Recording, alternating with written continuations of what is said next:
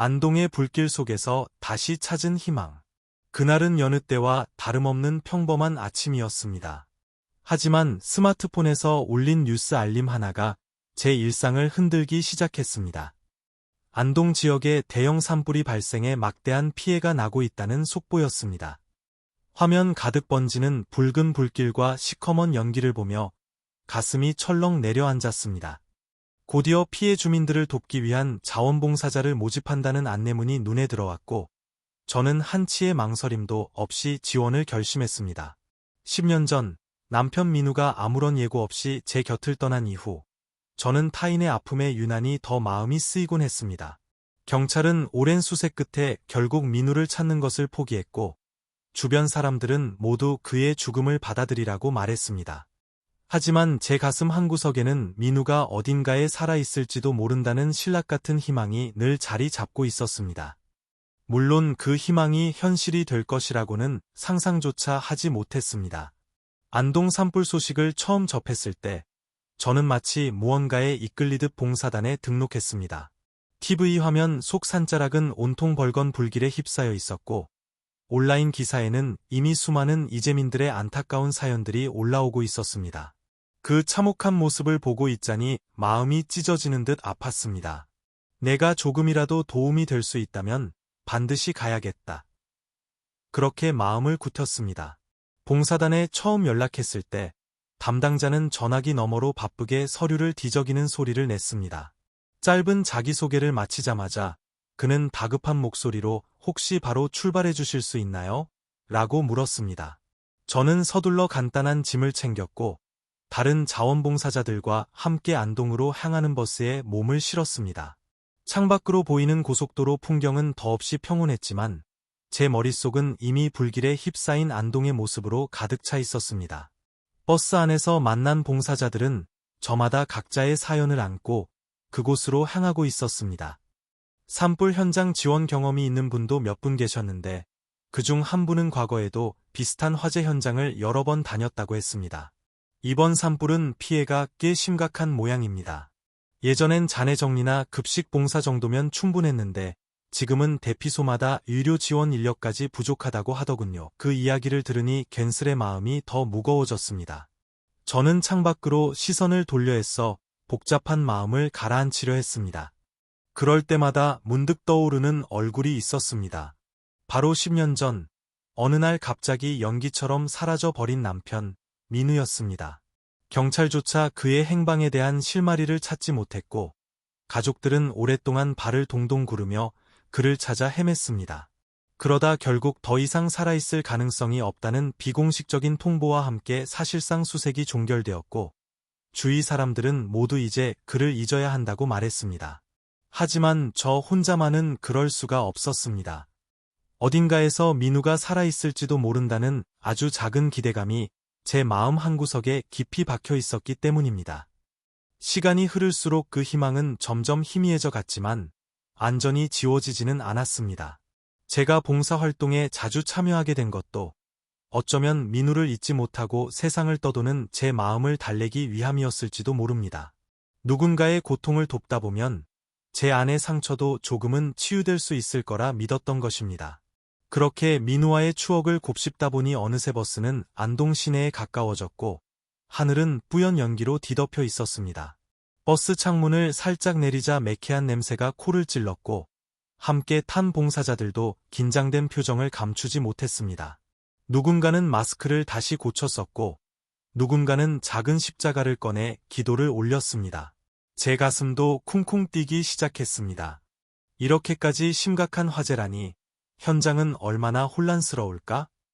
버스가 이재민 임시 대피소가 마련된 인근 체육관 주차장에 도착했을 때 이미 그곳은 수많은 자원봉사자와 이재민들로 북새통을 이루고 있었습니다. 제가 짐 가방을 챙겨 내리자 안내 담당자가 다가와 장소별 상황을 간단히 설명했습니다. 이쪽 체육관이 임시 대피소입니다. 현재 부상자도 많고 현장에 투입할 의료 인력이 턱없이 부족해서요.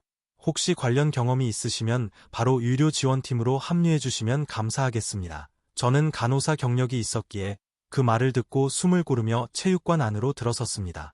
웅장한 체육관 내부는 이재민들과 구조대원, 봉사자들로 발 디딜 틈 없이 가득 차 있었습니다. 사람들의 얼굴에는 피로와 두려움이 뒤섞여 있었고 군청 직원들과 소방관들이 분주히 오가며 상황을 정리하고 있었습니다. 저는 유료팀 담당자와 간단히 인사를 나눈 뒤 곧바로 약품과 응급 물품이 쌓인 곳에서 정리를 시작했습니다. 한눈에 봐도 물자가 턱없이 부족해 보였고 계속해서 지원 차량이 들어와 물건을 실어 나르느라 정신이 없었습니다. 곳곳에 앉아있거나 누워있는 환자들은 대부분 연기 흡입으로 인한 호흡곤란을 호소하거나 대피 과정에서 크고 작은 부상을 입은 경우였습니다. 저는 다른 봉사자들과 함께 붕대를 나누고 상처 연고를 챙기며 병원으로 이송이 필요한 중상자들을 분류하는 작업을 도왔습니다. 생각보다 환자 수가 많네요. 오늘 밤도 길어질 것 같아요. 누군가 제게 건넨 그 말이 왠지 모르게 쓸쓸하게 들렸습니다. 산불 한가운데서 간신히 살아남은 사람들의 공포에 질린 표정을 보니 그 두려움이 제게도 고스란히 전해지는 듯했습니다. 우리 집 다 타버렸을 텐데 앞으로 어찌 살아야 하나. 어느 할머니는 넋두리처럼 울먹이셨고 어린아이 몇 명은 불안한 눈빛으로 하염없이 주변을 두리번거렸습니다. 거기에 더해 이미 여러 날 이어진 재난 상황에 봉사자들 역시 지쳐 보였습니다. 그나마 모두가 한마음으로 서로를 돕고 있었기에 이 정도라도 유지되고 있는 듯했습니다. 저는 정신없이 상자를 옮기고 물품을 분류하면서도 문득 이들 중에도 혹시 민우처럼 갑작스럽게 사라진 가족을 애타게 기다리는 사람이 있지는 않을까 하는 생각을 스쳤습니다. 하지만 쉴 새 없이 이어지는 작업에 몰두하다 보니 잠시나마 그런 복잡한 마음을 잊을 수 있었습니다. 나중에야 깨달았지만 바로 그 순간이 제게는 아주 짧은 평온의 시간이었습니다. 곧 상상조차 할 수 없는 엄청난 충격이 제게 닥쳐올 줄은 전혀 몰랐던 것입니다. 그날은 그렇게 분주하고 벅찬 첫날이었습니다. 긴 하루가 끝나갈 무렵 저는 다시금 제자리를 돌아보며 이곳에서 최선을 다해야겠다고 마음속으로 다짐했습니다. 안동 임시 대피소에 도착했을 때 사람들로 북적이는 현장 곳곳에서 자원봉사자들이 분주히 움직이고 있었습니다. 유료팀에 배정받아 치료 물품을 정리하던 중 저는 지친 표정으로 다른 봉사자들에게 무언가를 지시하며 이끄는 한 남자를 발견했습니다. 그 순간 세상이 멈춘 것만 같았습니다. 희뿌연 연기 사이로 언뜻 보이는 그의 뒷모습, 어딘가 익숙한 걸음걸이. 분명 그는 민우였습니다. 10년이라는 세월이 흘렀지만 제가 단 한순간도 잊을 수 없었던 남편의 모습이었습니다. 손에 들고 있던 약품 상자를 저도 모르게 바닥에 떨어뜨렸습니다. 민우 씨? 제 입에서 그의 이름이 떨리는 목소리로 새어나왔습니다. 그가 천천히 돌아섰고 마침내 우리의 눈이 마주쳤습니다. 그 짧은 순간이 제게는 한없이 길게 느껴졌습니다. 민우야? 제 입에서 다시 한번 튀어나온 그 이름은 저 스스로도 믿기 힘들 정도로 낯설고 가냘픈 소리였습니다. 멀리서 저를 확인한 남자는 분명히 주춤하는 기색이었습니다. 주위 봉사자들이 다들 무슨 일인가 싶어 우리 쪽을 힐끔거렸지만 저는 그런 시선 따위는 신경 쓸 겨를이 없었습니다. 민우는 제게 조금 더 다가오려다 이내 멈춰 섰습니다. 그도 저를 똑바로 바라보는데 그의 얼굴에는 슬픔과 놀라움, 그리고 당혹감이 복잡하게 교차하는 듯했습니다. 당황했는지 그의 손에서 들고 있던 물품 목록이 바닥으로 떨어졌습니다. 우리 둘 다 아무런 말도 하지 못하고 몇 초간 그 자리에 못 박힌 듯 서 있었습니다. 숨이 턱 막혀서 제 심장 뛰는 소리마저 크게 들릴 지경이었습니다. 설마 정말 민우라고? 내가 헛것을 보는 건 아니겠지? 다시 한번 아주 작은 목소리로 그의 이름을 불렀는데 그는 고개를 끄덕이는 듯 미세하게 움직였습니다. 주위 사람들은 영문을 알 수 없어 어리둥절한 표정이었지만 곧 어떤 분이 제게 물었습니다. 그러세요? 어디 안 좋으세요? 아무것도 아니에요. 죄송합니다. 잠시만요. 약품 상자를 떨어뜨린 제 모습에 당황한 유료팀 봉사자도 있었지만 저는 그저 민우에게서 시선을 뗄 수가 없었습니다. 그의 모습을 이렇게 다시 보게 될 줄은 꿈에도 상상하지 못했습니다. 10년 전 아무런 말도 없이 사라져 버린 남편. 그 사실을 아직도 온전히 납득하지 못했던 제가 바로 이 순간 말로 표현할 수 없는 감정의 소용돌이에 휩싸였습니다. 민우는 약간 식은땀을 흘리는 듯 보였고 그의 어둡고 깊은 눈동자가 불안하게 떨리고 있었습니다. 잠깐, 두 분, 아는 사이신가요? 라고 묻는 다른 봉사자의 목소리에 저는 간신히 정신을 차렸습니다. 네, 잠시 대화를 좀 나누고 싶습니다. 이쪽으로 같이 가도 될까요? 그렇게 말한 뒤 저는 민우를 따라 체육관 구석에 비교적 한적한 곳으로 이동했습니다.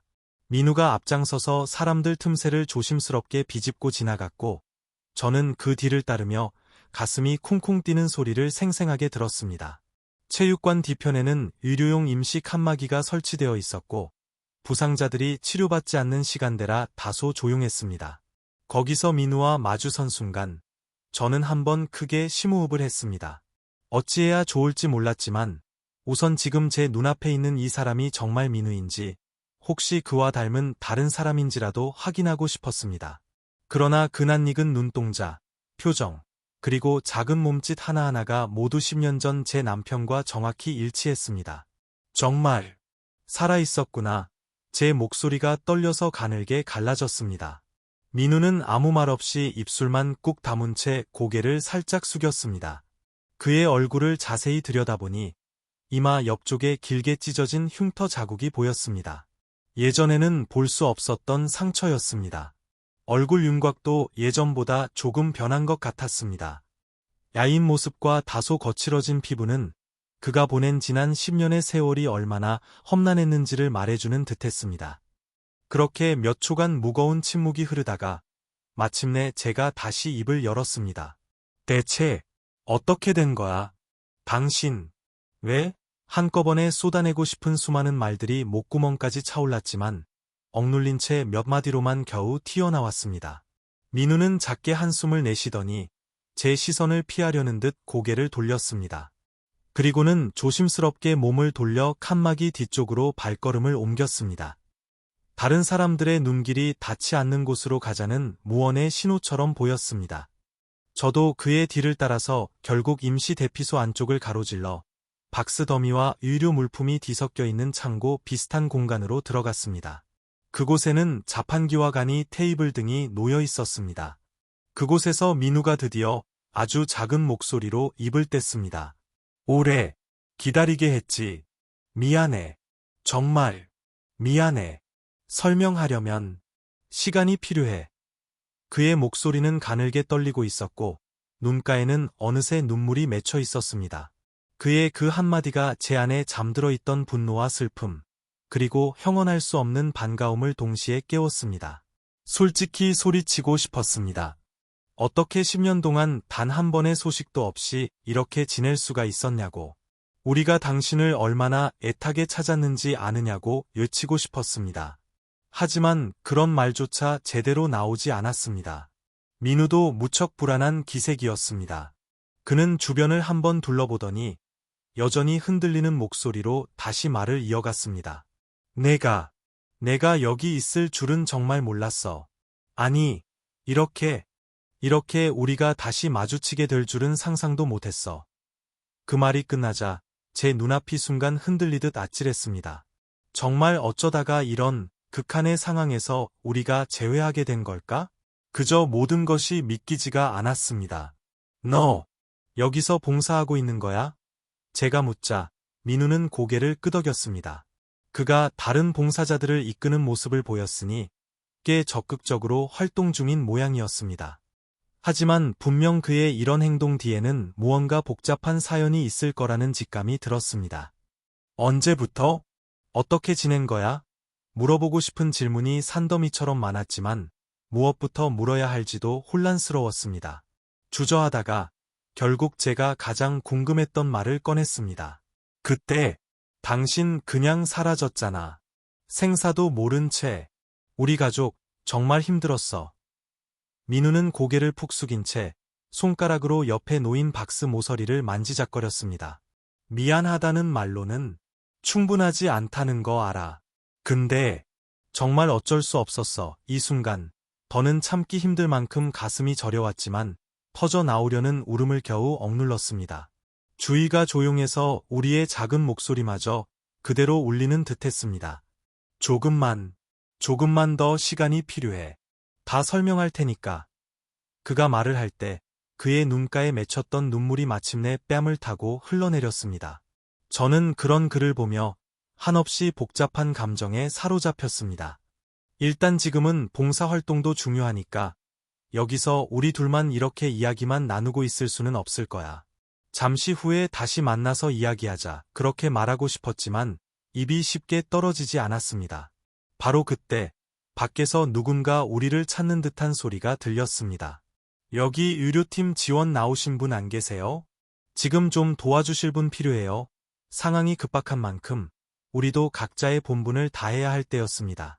결국 저는 겨우겨우 숨을 고르며 말했습니다.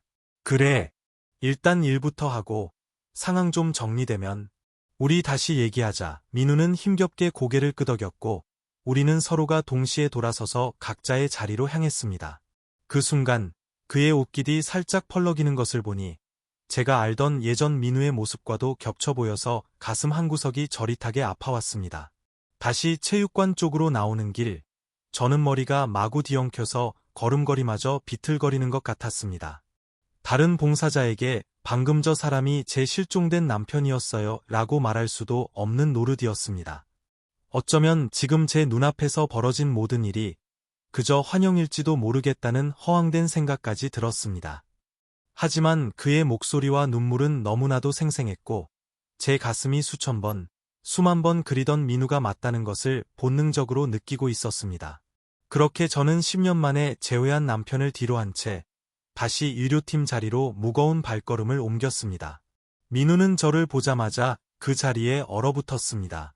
그의 얼굴에는 낯선 상처 자국이 선명했고 예전보다 훨씬 야위어 있었습니다.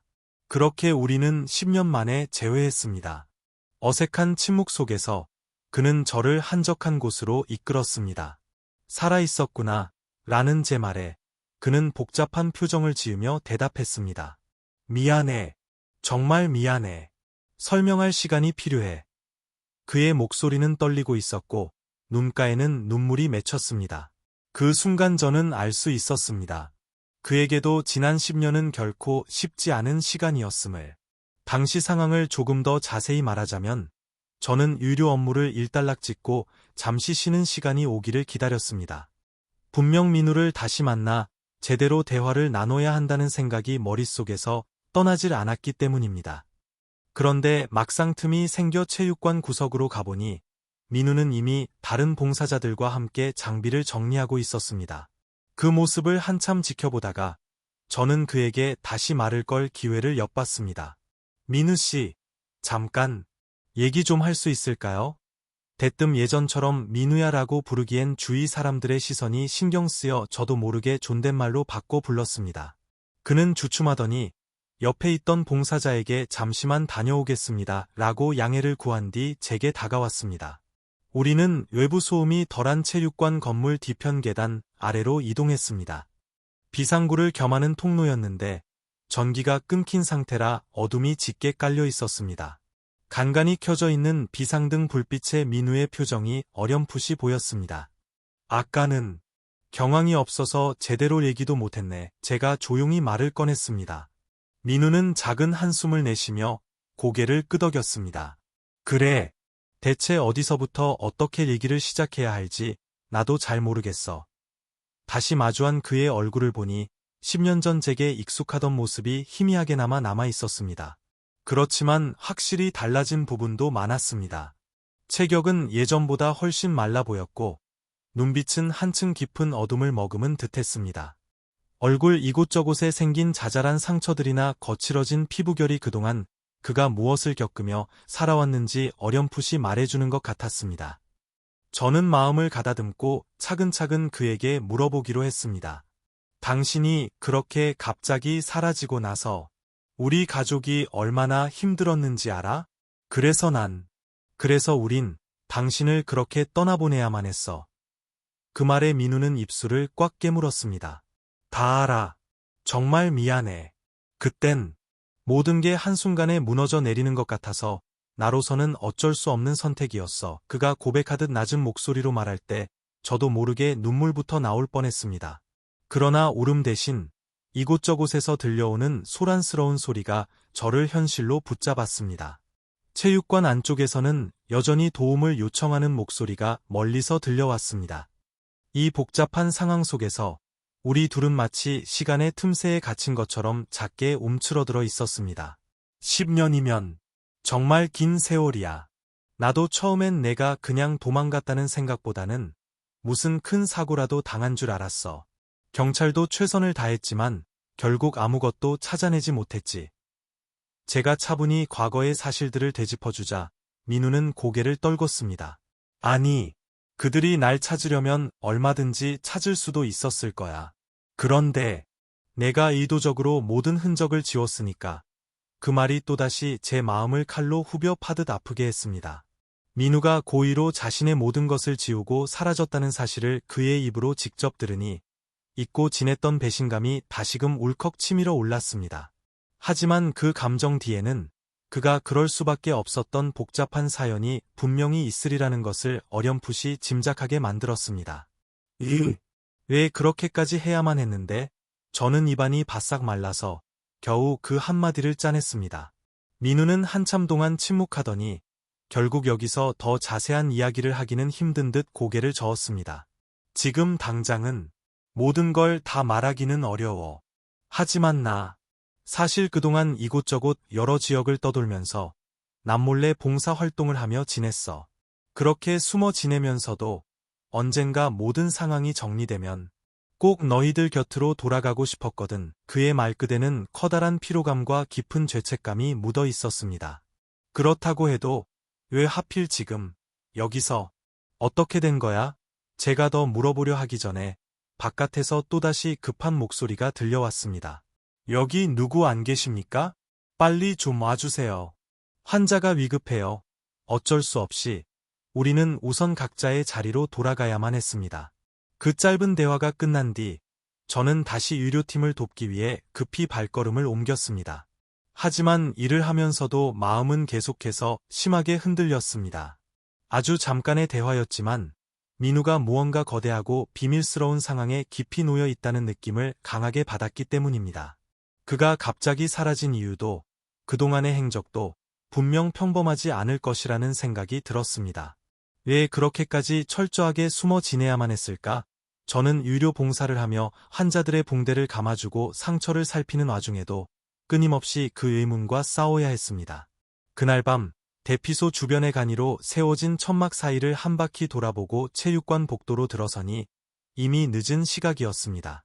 이재민들은 지급받은 담요나 이불을 뒤집어 쓴 채 벽 쪽에 웅크리고 잠들어 있었고 군청이나 시청 담당자들은 한쪽에서 간단한 서류를 정리하고 있었습니다.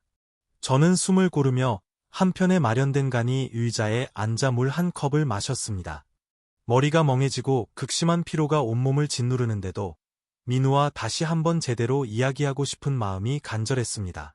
혹시나 하는 마음에 체육관 뒤쪽으로 조용히 가봤지만 민우의 모습은 보이지 않았습니다. 그렇게 산불 발생 3일째로 접어든 어느 날 이재민들을 위해 도착한 구호물자를 수송하고 정리하는 작업을 돕던 중에 저는 민우를 다시 볼 수 있었습니다. 그는 팔에 붕대를 감고 있는 한 노인을 조심스럽게 부축하고 있었는데 아까 저와 마주쳤을 때의 무뚝뚝하고 불안해 보이던 표정과 달리 아주 조심스럽고 자상한 모습이었습니다. 곁에서 보니 예전 민우처럼 세심하게 다른 사람을 챙기는 면이 그대로 느껴졌습니다. 한편으로는 그가 예전과는 다르게 더 많은 것을 포기하고 참고 살아왔을지도 모르겠다는 안타까운 생각도 들었습니다. 그 자리에서는 서로 마주칠 상황이 아니었기에 저는 잠시 그를 바라보다가 조용히 자리를 떠났습니다. 그 후로도 여러 상황이 겹쳐 민우와 제대로 된 이야기를 나누기는 좀처럼 어려웠습니다. 당신이 정말 지난 10년간 무슨 일을 겪었는지 모든 것을 다 알고 싶다는 마음이 굴뚝 같았지만 재난 현장의 긴박한 분위기가 우리를 가만히 내버려 두지 않았습니다. 산불은 점차 진압되어 가는 듯했으나 여전히 크고 작은 화상 환자들이 실려 들어왔고 대피소에는 마실 물이나 간단한 취침 도구마저 부족한 실정이었습니다. 그 와중에 봉사자들도 교대로 잠깐씩 눈을 붙이며 쉴 새 없이 일했으니 개인적인 대화를 나눌 틈은 거의 없었습니다. 그러나 가끔씩 민우와 눈이 마주칠 때면 우리는 서로 같은 생각을 하고 있는 듯 묘한 기류가 흘렀습니다. 10년 만에 이렇게 만났는데 이렇게 몇 마디도 제대로 못하고 이대로 헤어질 수는 없잖아. 내가 지난 시간 동안 어떻게 살았는지 당신은 정말 알고 싶지 않아? 제 마음속에서 계속 되뇌는 말을 민우도 분명 느끼고 있을 것이라고 믿었습니다. 그렇게 조금씩 우리는 시간이 멈춰버린 듯했던 10년의 간극을 어떻게든 메워가야 했습니다. 아직 제게 남은 복잡한 감정들은 다 정리가 되지 않았지만 우선은 그가 이렇게 제 눈앞에 살아있다는 사실만으로도 일단은 모든 것을 참고 견뎌낼 수 있었습니다. 민우의 이야기는 정말 믿기 힘들었습니다. 10년 전 그는 우연히 자신이 다니던 병원과 연계된 대기업의 엄청난 비리를 목격했고 그들의 표적이 되었다는 것이었습니다. 처음에는 단순한 실수나 과장된 소문일 거라 생각했지만 파고들수록 그 규모가 상상을 초월한다는 것을 알게 되었다고 합니다. 위협을 느낀 그는 남몰래 증거를 모으기 시작했고 그 과정에서 결국 살해 위협까지 받게 되었습니다. 자신뿐만 아니라 사랑하는 가족인 저와 우리 아이까지 위험에 빠뜨릴 수 없다는 생각에 그는 결국 자신의 죽음을 가장하고 흔적도 없이 도망칠 수밖에 없었다고 울먹이며 고백했습니다. 이후 그는 신분을 철저히 숨기고 작은 시골 마을들을 전전하며 의사로 일하기도 하고 막노동을 하기도 하면서 그들이 저지른 비리를 파헤칠 증거들을 조금씩 하지만 멈추지 않고 모았다고 했습니다. 매일 밤 내 생각, 우리 아이 생각을 했어. 단 하루도 잊은 적 없어. 그의 떨리는 말에 제 가슴은 또다시 찢어지는 듯한 아픔을 느꼈습니다. 사실 그 깊은 대화를 나누게 된 것은 안동 대피소에서의 생활이 어느 정도 안정된 뒤였습니다. 처음 재회한 날부터 이어진 혼란 속에서 민우가 대체 무슨 엄청난 비밀을 안고 있는지 너무나 궁금했지만 서로 맡은 업무가 산더미처럼 많아서 쉽게 따로 시간을 낼 수가 없었습니다. 그러다 우연히 저녁 무렵 대피소 밖에 임시로 설치된 컨테이너 박스 안에서 구호 물품을 정리하다가 민우와 단둘이 만날 수 있는 기회가 생겼습니다. 물자 창고 겸 봉사자들의 임시 휴게소로 쓰이던 그곳은 해가 지자 어둑했고 스산한 바람이 불어 낡은 문이 덜컹거리는 소리를 냈습니다. 밖에서는 여전히 줄을 맞춰 구호품을 옮기는 자원봉사자들의 분주한 발소리가 들려왔지만 컨테이너 안은 마치 우리 둘만의 비밀 공간처럼 이상하리만치 고요했습니다. 민우가 다시 한번 미안함과 안타까움이 뒤섞인 눈빛으로 저를 바라보았습니다. 그의 얼굴과 팔에는 지난번보다 몇 군데 상처가 더 늘어난 것 같았는데 특히 오른쪽 손목 위에 얇게 팬 흉터가 살짝 눈에 띄었습니다. 꼭 날카로운 바늘 같은 것으로 여러 번 꾹꾹 꿰맨 듯한 자국이었습니다. 저는 손가락으로 그 흉터를 살짝 가리키며 물었습니다. 이건 언제 생긴 상처야? 민우는 고개를 숙이며 힘겹게 대답했습니다. 도망칠 때 정말 여러 군데를 옮겨 다녔어. 그 과정에서 조폭 같은 무서운 사람들과 맞닥뜨리기도 했고 어떤 날은 붙잡히지 않으려고 까마득한 절벽 아래로 떨어질 뻔도 했어. 아마 그때 생긴 상처일 거야. 그 말을 듣고 저는 새삼 그가 지난 10년간 어떤 끔찍한 삶을 살았을지 어렴풋이 떠올리며 마음이 묵직하게 가라앉았습니다. 조금 더 대화를 이어가고 싶어 저는 긴 호흡을 고르고 난 뒤 조용히 말했습니다. 당신 혼자서 그 모든 무거운 짐을 짊어지고 떠나야만 했던 심정. 이제 와서 아주 이해가 안 되는 건 아니야. 그런데 우리에게 단 한마디 말도 남기지 않고 그렇게 사라져 버린 건. 그건 정말 너무했잖아. 민우는 커다란 한숨을 몰아쉬었습니다. 그리고 천천히 고개를 들어 제 눈을 똑바로 바라보았습니다. 어떻게든 너희와 접촉하려고 수없이 시도했어. 그런데 그 사람들, 그들의 감시망이 너무나 날카롭고 집요해서 내가 너나 우리 아이에게 아주 작은 연락만 취해도 너희가 크게 다칠 거라고 생각했어. 그래서 어쩔 수 없이 죽은 척해야만 했어. 그가 더듬더듬 이야기를 꺼낼 때 그의 목소리에는 형언할 수 없는 깊은 절망과 고통의 떨림이 느껴졌습니다. 그래서 저도 그동안 가슴속에 쌓아두었던 원망을 조금씩 접고 최대한 차분한 태도를 유지하려 애썼습니다. 설마 그렇게까지 거대한 조직이었어? 정말 당신이 그들의 비리를 직접 봤다는 거야? 제가 믿기지 않는다는 듯 묻자 민우는 천천히 고개를 끄덕였습니다. 그의 얼굴에 잠시 깊은 슬픔이 얼음처럼 서렸습니다. 응. 내가 예전에 일하던 병원과 아주 큰 대기업이 긴밀하게 연관되어 있었는데 우연히 그들의 내부 자료를 보게 됐어.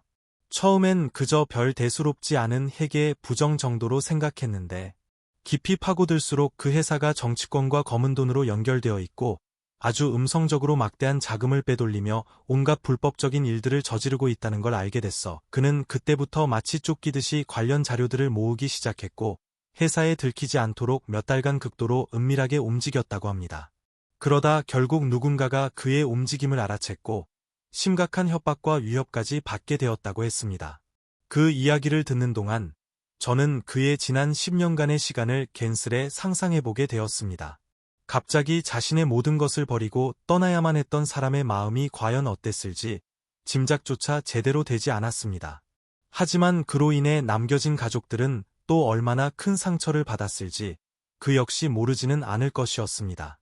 그럼 10년 동안 계속 한 곳에 머무른 게 아니라 여러 군데를 그렇게 계속 옮겨 다녔던 거야? 제가 낮은 목소리로 물었습니다. 민우는 컨테이너 박스 문틈으로 희미하게 스며드는 바깥의 불빛을 하염없이 바라보며 대답했습니다. 처음엔 국경을 넘어서 아주 멀리 도망갈 생각도 했었어. 하지만 나까지 완전히 이 세상에서 없어져 버리면 내가 어렵게 모아둔 이 자료들이 전부 무의미해질 수도 있겠다는 생각이 들었지. 그래서 어떻게든 살아남아서 이 증거들을 조금씩 더 보완하면서 언젠가는 반드시 이 모든 추악한 진실을 제대로 세상에 폭로하겠다는 그 생각 하나만으로 버텼어. 그가 그 말을 할 때 그는 마치 칠흑 같은 어둠 속에서 단 하나의 가느다란 희망의 빗줄기만을 붙잡고 처절하게 살아온 사람처럼 보였습니다. 저는 조용히 고개를 끄덕였습니다. 민우가 그런 굳은 결심으로 지난 10년을 보낸 것이라면 최소한 그가 의도적으로 우리 가족을 버린 것은 아니라는 것을 어렴풋이 알 수 있었기 때문입니다. 물론 마음속의 원망이 한순간에 완전히 사라지진 않았지만 그의 처지를 조금이나마 이해할 수는 있었습니다. 그 순간 민우가 갑자기 울컥하는 목소리로 말했습니다. 매일 밤 내 얼굴을 떠올렸어. 그리고 우리 아이도 얼마나 보고 싶었는지 몰라. 그 말이 그의 입에서 뱉어지자 그의 어깨가 가늘게 떨리기 시작했습니다. 저는 아무 말 없이 그저 그를 가만히 바라보았습니다. 그리고 그 가슴 절절한 고백에 지난 10년간 홀로 지치고 부서질 듯 힘겹게 버텨온 그의 아픈 마음이 제게도 고스란히 전해졌습니다. 사실 나도 당신이 어딘가에 꼭 살아있을 거라고 그렇게 믿고 있었어. 힘겹게 그 한마디를 건네는데 저도 모르게 눈물이 핑 돌았습니다. 그렇지만 더 울 수는 없었습니다. 지금은 언제 누가 들어올지 모르는 제 현장의 임시 대피소였으니까요. 민우가 고개를 들어 저를 보며 그것이 미소인지 울음인지 분간하기 어려운 복잡한 표정을 지었습니다.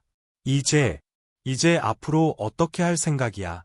그 회사 놈들 아직 내가 살아있다는 걸 모를 수도 있잖아.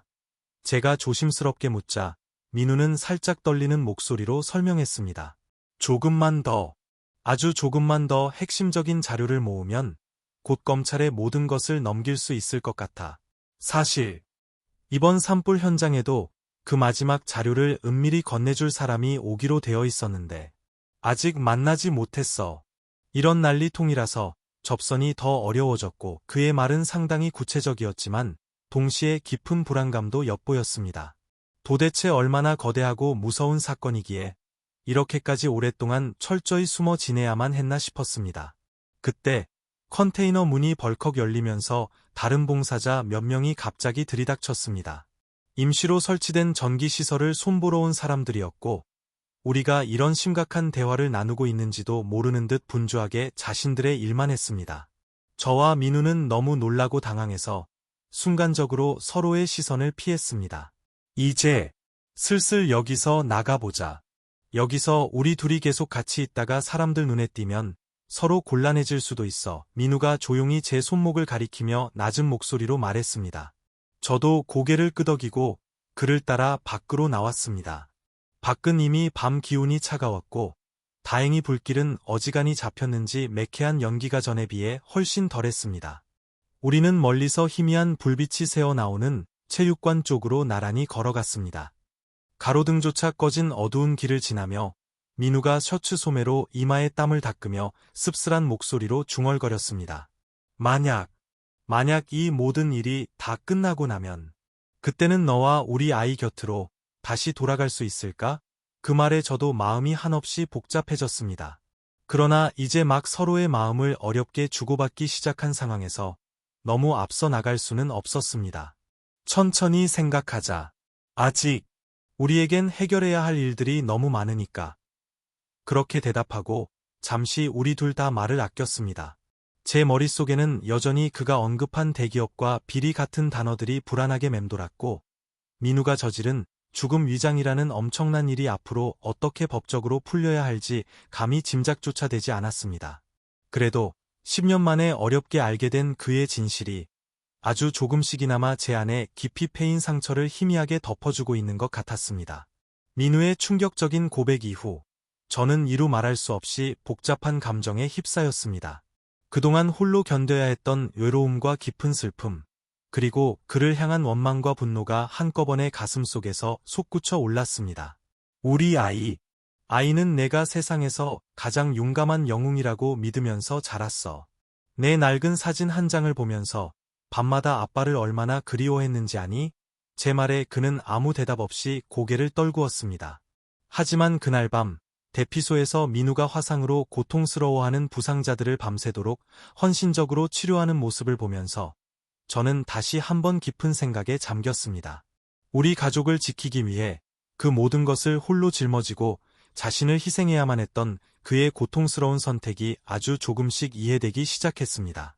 그는 여전히 제가 뜨겁게 사랑했던 바로 그 사람이었습니다.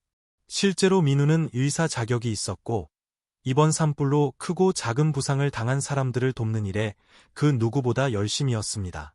매캐한 연기 흡입으로 호흡이 불안정한 노인들이나 대피 과정에서 넘어져 다친 어린아이들까지 그는 일일이 세심하게 챙기는 모습이 여러 번 제 눈에 들어왔습니다. 특히나 겁에 질린 아이들과 대화할 때 그의 얼굴이 한없이 부드럽게 풀어지며 괜찮니? 많이 아프지는 않고? 하고 다정하게 물어보는 모습은 제가 기억하는 옛 민우의 모습 그대로였습니다. 주변의 다른 봉사자들도 그를 깊이 신뢰했고 저 선생님은 아침부터 밤까지 단 한숨도 제대로 못 주무시고 환자들을 살피신다며 진심으로 고마워했습니다.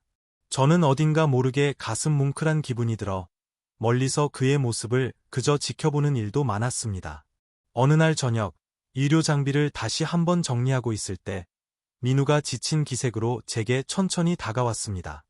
그는 한 손에 물통을 들고 가쁜 숨을 고르며 이마에 흐르는 땀을 닦고 있었습니다. 저는 자리를 살짝 비켜주면서 그가 제 옆에 앉을 수 있도록 했습니다. 그리고 작은 목소리로 말했습니다. 당신이 이렇게 열심히 사람들을 돕고 있는 걸 보니 다치거나 아픈 사람들을 보면 그냥 지나치지 못하는 그 성격은 여전히 변함이 없네. 민우는 힘없는 허탈한 웃음을 지으며 고개를 끄덕였습니다. 그냥 지금 내가 할 수 있는 건 이런 것뿐이니까. 사실 의사 일도 오랫동안 제대로 하지 못했어. 내 진짜 신분과 의사 자격증까지 철저히 숨기고 전혀 다른 사람의 신분으로 살아야 했거든. 그 말에 저도 안타까운 마음에 눈꺼풀이 뻐근해지는 것을 느꼈습니다. 고개를 돌려 대피소 내부를 둘러보니 환자들은 임시로 마련된 매트리스 위에 지쳐 누워 있었고 하루아침에 가족을 잃거나 집을 잃은 슬픔으로 소리 없이 우는 사람들도 있었습니다. 민우는 그런 안타까운 장면을 볼 때마다 꼭 다가가 그들의 손을 잡아주거나 필요한 도움을 주려고 애썼습니다. 그것이 바로 제가 예전에 알고 있던 그리고 사랑했던 민우의 따뜻한 모습이었습니다. 하지만 막상 저는 10살을 훌쩍 넘긴 우리 아이의 이야기를 그에게 더 자세히 꺼낼 수가 없었습니다. 아이는 지금 잘 지내고 있다는 그 한마디 말만으로는 이 길고 깊은 10년의 간극을 도저히 다 설명하기 어려웠기 때문입니다. 민우가 우리 아이를 얼마나 보고 싶어 했을지, 그리고 우리 아이가 아빠의 부재 속에서 얼마나 힘들고 외로웠을지, 그것은 서로에게 너무나 큰 상처가 되었을 테니까요. 다만 아주 조금씩 서로의 마음을 열어가면서도 서로를 배려하고 기다려야 한다고 생각했습니다. 그래서 그날 밤은 더 이상 깊은 대화 없이 조용히 각자 맡은 일에 집중하며 시간을 보냈습니다. 그리고 며칠 후 산불이 대부분 진화되고 대피소 상황이 조금씩 진정되고 난 뒤에야 저는 우리 아이의 이야기를 다시 꺼낼 조심스러운 기회를 잡을 수 있었습니다. 대피소 밖에 임시로 마련된 간이 식당에서 다른 봉사자들과 함께 간단히 늦은 저녁 식사를 하던 중 우연히 민우와 나란히 앉게 되었습니다. 이곳저곳에서 지친 봉사자들이 겨우 한숨 돌리며 밥을 먹고 있었고 음식 재료가 턱없이 부족해 간단한 죽이나 김치, 단무지 정도만 나왔습니다. 민우는 허기를 달래기 위해 허겁지겁 죽을 몇 숟갈 뜨다가 제가 민우야, 너무 급하게 먹지 말고 천천히 먹어라고 말하자 그제야 고개를 들었습니다. 민우야, 우리 아이 말이야. 이제 중학생이 되어서 키가 나보다 훨씬 커졌어. 제가 조심스럽게 말을 꺼내자 민우는 손에 들고 있던 젓가락을 멈추고 저를 가만히 바라보았습니다. 그의 눈빛이 금방이라도 울 것처럼 심하게 흔들렸습니다. 그렇겠지. 시간이 이렇게나 많이 흘렀으니까. 잘 자랐겠지, 우리 아들. 그가 아주 작은 목소리로 겨우 말했습니다. 거기서 아이 이야기로 한 걸음 더 깊이 들어가고 싶었지만 주변에 아직 다른 봉사자들이 많아서 큰 소리로 개인적인 이야기를 하기가 어려웠습니다. 나중에 상황이 좀 더 나아지면 더 자세히 얘기해 줄게. 어쨌든 넌 그 아이한테 여전히 세상에서 가장 멋지고 용감한 영웅 같은 아빠야. 아직까지는. 제가 마지막 말을 아주 작게 덧붙였습니다. 민우는 허탈한 듯 씁쓸한 미소를 지으려 했지만 잘 되지 않는 표정이었습니다. 그렇게 조금씩 서로의 마음을 조심스럽게 열어가는 사이 민우는 대체 그가 모아온 비리 증거들을 어떻게 안전하게 마무리하고 세상에 폭로할 수 있을지 고민이 깊어 보였습니다. 저는 그의 곁에서 조금이라도 그를 돕고 싶었지만 이 엄청난 문제에 제가 함부로 개입했다가 함께 위험에 빠질까 봐 덜컥 걱정이 되기도 했습니다. 한편으로는 아무래도 민우의 주변을 이해해 주시하며 그를 감시하는 수상한 이들이 여전히 있을 것 같다는 떨쳐버릴 수 없는 불안감도 마음속에서 쉽게 지워지지 않았습니다.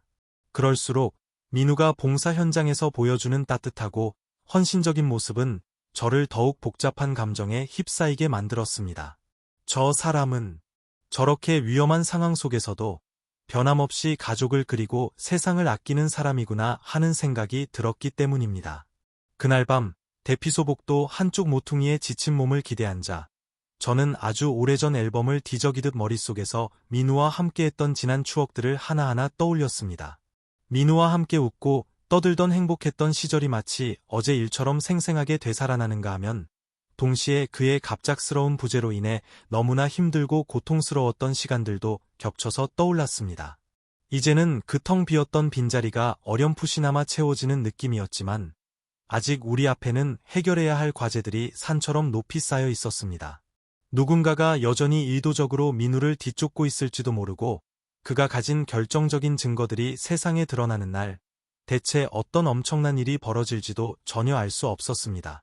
그래도 한 가지 확실했던 것은 지금 제 곁에 있는 이 사람이 여전히 제가 온 마음을 다해 사랑했던 바로 그 사람이 맞다는 사실이었습니다. 이틀 후 민우는 마침내 그동안 모아온 모든 증거를 안전하게 확보했다고 제게 조용히 말했습니다. 그리고 그 증거들을 가지고 저와 함께 검찰에 가기로 약속했습니다. 하지만 우리의 재회를 이미 눈치챈 누군가가 있었습니다. 그날 오후 마지막으로 대피소 주변을 정리하고 서울로 돌아갈 채비를 하던 길, 검은색 대형 세단 한 대가 소리 없이 우리를 뒤쫓기 시작했습니다. 급박하게 벌어진 위험한 추격전 끝에 민우는 저를 겨우 안전한 곳으로 피신시켰지만 그 자신은 또다시 연기처럼 사라져 버렸습니다. 이번엔 꼭 돌아올게. 반드시 약속해. 그의 그 마지막 말이 빗소리처럼 제 귓가에 계속 맴돌았습니다. 또다시 그를 눈앞에서 잃어버린 것 같은 깊은 절망감에 온몸이 무너져 내릴 것 같았지만 이번만큼은 그가 분명히 살아있다는 사실, 그리고 그가 제게 돌아오겠다고 약속했다는 그 사실 하나만으로도 아주 작은 희망의 불씨를 품을 수 있었습니다. 그 위험천만했던 날의 시작은 의외로 평온했습니다. 며칠간 계속되던 안동 산불이 소방관들과 자원봉사자들의 헌신적인 노력 덕분에 어느 정도 완전히 진화되면서 봉사단 인원 일부가 철수하고 다른 지역으로 이동하게 되었습니다. 저와 민우도 이제 곧 서울로 함께 돌아갈 채비를 할 참이었습니다. 민우는 그날 아침 일찍 저를 찾아와서 낮은 목소리로 이제 거의 다 끝났어. 오늘 내가 마지막 결정적인 자료를 은밀히 전달받아서 바로 검찰로 갈 거야. 라고 마치 비밀 작전을 속삭이듯 말했습니다. 저는 그 순간 심장이 덜컥 내려앉는 것을 느꼈습니다. 그럼 드디어 당신이 그동안 겪었던 그 모든 억울한 문제들을 해결할 수 있는 기회가 온 거네? 제가 떨리는 목소리로 묻자 민우는 굳은 얼굴로 조용히 고개를 끄덕이며 대답했습니다. 그래. 이제 더는 이렇게 비겁하게 숨어 지내고 싶지 않아. 이 자료만 제대로 제출하면 그동안 그들이 저질러온 모든 추악한 비리들을 남김없이 폭로할 수 있어. 그리고 마침내 너와 우리 아이를 떳떳하게 다시 만날 수 있을지도 몰라. 그의 그 말에 저는 가슴속에서 희망과 불안이 동시에 세차게 밀려왔습니다. 뒤늦게 알게 된 사실이었지만 민우는 안동에 오기 훨씬 전부터 누군가와 비밀리에 연락을 주고받으며 그 결정적인 증거 수집을 거의 마무리해온 모양이었습니다. 이제 그 최종 자료를 안전하게 주고받기로 한 장소가 바로 안동 시내의 어느 한적한 카페였다는 것이었습니다. 나도 같이 갈 수 없을까? 제가 깊은 고민 끝에 조심스럽게 물었습니다. 민우는 단호하게 고개를 저었습니다. 안 돼. 넌 괜히 나 때문에 위험에 휘말릴 수 있어. 절대로 안 돼. 게다가 이 일만 끝나면 난 곧장 검찰로 가서 모든 것을 밝혀야 하니까. 그가 말하는 어조가 너무나 단호하고 진지해서 저도 더는 고집을 부릴 수가 없었습니다. 알겠어. 그럼 내가 대피소에서 당신 돌아올 때까지 계속 기다리고 있을 테니 절대로 혼자 사라지거나 위험한 생각하지 말고 꼭 무사히 돌아와야 해. 민우는 제 마음을 이해한다는 듯 짧게 고개를 끄덕였습니다. 정오 무렵 대피소 안은 여느 때와 다를 바 없이 분주했습니다. 중상자 몇 명은 후속 치료를 위해 병원으로 이송될 준비를 기다리고 있었고 남은 봉사자들은 구호 물품을 정리하느라 바빴습니다. 저는 유료 물품 목록을 체크하는 척하면서도 마음은 온통 민우에 대한 걱정뿐이었습니다. 그가 정말 무사히 그 중요한 자료를 건네받고 아무런 방해 없이 검찰까지 갈 수 있을까? 혹시라도 또다시 예전처럼 도망쳐야만 하는 끔찍한 상황이 벌어지면 어쩌나. 그 참을 수 없는 긴장감 때문에 제 손이 가늘게 부들부들 떨렸습니다. 몇 시간이 흘러도 민우가 돌아오지 않아 불안감이 점점 커져갈 무렵 마침내 그의 다급한 연락이 왔습니다. 자료는 확실히 받았어. 조금 후에 대피소 쪽으로 갈게. 거기서 만나. 저는 그제야 안도의 한숨을 내쉬며 곧 그가 무사히 돌아올 것이라고 굳게 믿었습니다. 하지만 그 믿음은 얼마 지나지 않아 산산조각이 나고 말았습니다. 대피소 밖에서 갑자기 시끄러운 차량 엔진 소리와 함께 사람들의 비명소리가 들려 놀란 사람들이 모두 밖으로 황급히 몰려나갔습니다. 저도 본능적으로 위험을 감지하고 달려나가 보니 검은색 SUV 차량 한 대가 맹렬한 속도로 길 건너편을 가로지르며 민우를 미친 듯이 쫓고 있었습니다. 순간적으로 저건 뭐지? 싶어 멍하게 그 광경을 보고 있던 찰나 민우가 반대편 좁은 골목에서 필사적으로 달려 나오는 것이 보였습니다. 그는 한 손에 서류 가방으로 보이는 것을 단단히 움켜쥐고 있었고 그의 얼굴에는 극도의 긴장감과 공포가 가득했습니다. SUV는 갱음과 함께 그를 바짝 뒤쫓았고 그는 신호등도 무시한 채 길을 건너던 인파 속으로 위태롭게 몸을 파고들었습니다. 민우야. 저도 모르게 큰 소리로 그를 부르며 그에게 다가가려 했지만 그 순간 검은색 SUV가 마치 저를 위협하듯 기세등등하게 경적을 울리며 제 쪽으로 접근해 왔습니다. 민우는 재빨리 몸을 틀어 다른 골목으로 뛰어들었고 SUV는 길 위에 갑자기 나타난 다른 장애물 때문에 잠시 속도를 줄여야 했습니다. 그 짧은 틈을 놓치지 않고 저는 미친 듯이 달려가 민우의 곁에 섰습니다. 그가 거친 숨을 몰아쉬며 절박하게 외쳤습니다. 안 돼. 너까지 위험해져. 어서 뒤로 물러나. 그의 그 말이 채 떨어지기도 전에 SUV가 다시 방향을 틀어 우리가 있는 골목으로 맹렬히 돌진해 들어왔습니다. 운전석 안쪽에서는 누군가가 검은색 헬멧 같은 것을 쓰고 있어서 얼굴이 제대로 보이지 않았지만 그들의 끔찍한 의도가 분명해 보였습니다. 민우가 저를 거칠게 붙잡고 재빨리 인근 건물 쪽으로 몸을 숨겼습니다. 주변 상가에서 이 갑작스러운 상황에 놀란 사람들이 비명을 질렀고 다른 봉사자들도 당황해서 그 자리에 얼어붙었습니다. 짧은 침묵 후 SUV가 다시 속력을 내더니 이 골목 저 골목을 미친 듯이 들쑤시며 무언가를 찾는 듯한 소리가 요란하게 울려 퍼졌습니다. 민우는 저를 재빨리 잡아 끌며 아주 낮은 목소리로 말했습니다. 더 안쪽 길로 가자.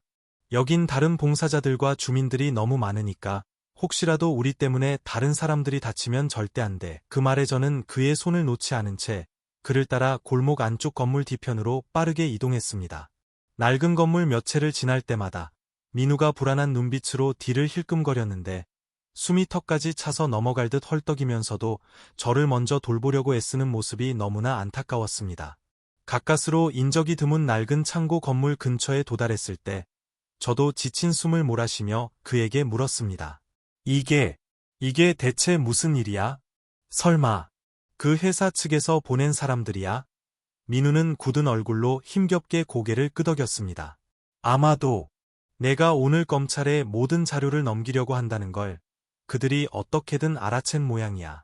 지금 상황에서 내가 나와 함께 얽히면 너까지 더 위험해져. 저는 공포와 분노가 뒤섞인 떨리는 목소리로 말했습니다. 그럼 어떻게? 당신 혼자서 어떻게 저들을 따돌리고 여기서 빠져나갈 건데? 민우는 가쁜 숨을 몰아쉬며 제 어깨를 살짝 잡았습니다. 잘 들어. 일단 너는 어떻게든 안전하게 대피소로 먼저 돌아가. 나는 무슨 수를 써서라도 저들을 따돌리고 곧바로 검찰 쪽으로 갈게. 내가 안전하게 갈 수 있도록 우리는 여기서 헤어져야 해. 그의 얼굴이 땀으로 범벅이 되어서 마치 치열한 전쟁터에서 막 빠져나온 병사 같았습니다. 이렇게까지 상황이 험악하게 몰릴 줄은 저도 전혀 예상하지 못했기에 너무나 당황스럽고 경황이 없었습니다. 싫어. 절대로 너 혼자 두고 갈 수 없어. 제가 거에 울먹이듯 말하자 민우는 짧고 단호하게 외쳤습니다. 이번엔 꼭 돌아올게. 반드시 약속해. 그의 그 한마디를 마지막으로 그가 제 손을 뿌리치고 골목 반대편 쪽으로 미친 듯이 달려가기 시작했습니다. 그와 동시에 SUV 엔진 소리가 다시 커졌고 인근 어느 건물에서 갑자기 두 명의 건장한 남자가 뛰쳐나와 민우가 달려간 쪽으로 빠르게 쫓아갔습니다. 저는 그 믿을 수 없는 장면에 어안이 벙벙해져서 한 발짝도 제대로 떼지 못했습니다. 민우는 순간적인 기지를 발휘해 높은 담벼락을 타고 넘어 옆길로 아슬아슬하게 도망쳤고 그를 놓친 추격자들은 당황하며 도로변에 있던 SUV 쪽으로 다급하게 손짓을 했습니다.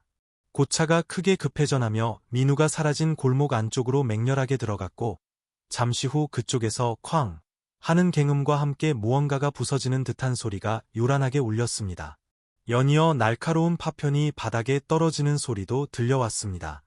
저는 더 이상 버틸 수가 없어 그쪽으로 미친 듯이 뛰어가려 했지만 그때 갑자기 나타난 건장한 남자 한 명이 소리치며 저를 막아섰습니다. 위험하니까 이쪽으로 오시면 안 됩니다. 어서 피하세요. 다른 봉사자 몇 명도 제게 달려와 다급하게 말했습니다. 괜찮아요? 저쪽은 지금 너무 위험해요. 저희가 이미 경찰에 신고했으니까 여기서 기다리세요.